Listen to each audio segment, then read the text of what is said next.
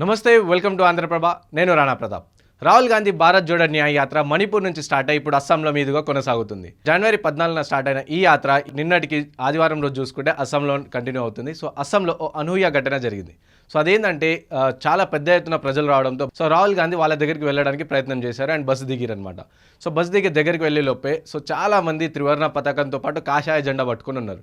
So Rahul Gandhi వాళ్ళతో కలవడానికి and security సిబ్బందికి చెప్పి అండ్ వాళ్ళ దగ్గరికి వెళ్ళే ప్రయత్నం చేశారనమాట.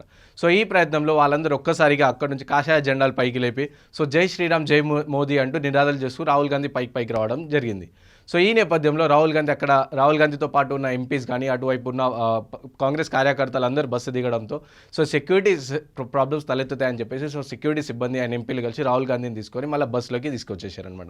సో వీళ్ళందరినీ చూసుకుంటే అంటే రాహుల్ గాంధీ దగ్గర పోవడంతో ఒక్కసారిగా అందరూ జై శ్రీరామ్ జై మోడీ అనే నినాదాలు తలెత్తడంతో సో రాహుల్ గాంధీ వాళ్ళు కలిసే ప్రయత్నం చేశారు అండ్ దాని తర్వాత కొన్ని ప్రాబ్లమ్స్ అయితే అని చెప్పేసి మళ్ళీ రిటర్న్ బస్సులోకి వచ్చారు. సో రిటర్న్ బస్సులో వచ్చిన తర్వాత కూడా వాళ్ళు అలాగే ఉరడంతో సో బస్సు విండో నుంచి బయటికి చూస్తూ వాళ్ళకి ఫ్లయింగ్ కిసెస్ ఇచ్చారనమాట రాహుల్ గాంధీ. సో ఈ వీడియో ఏదైతే ఉందో రాహుల్ గాంధీ ఫ్లయింగ్ కిసెస్ చేయడం అండ్ వాళ్ళు జై శ్రీరామ్ జై మోడీ అంటూ నినాదాలు నేపడంతో సో ఈ వీడియో అంతా రాహుల్ గాంధీ రికార్డ్ చేసి అండ్ తన ట్విట్టర్లో షేర్ చేశారు.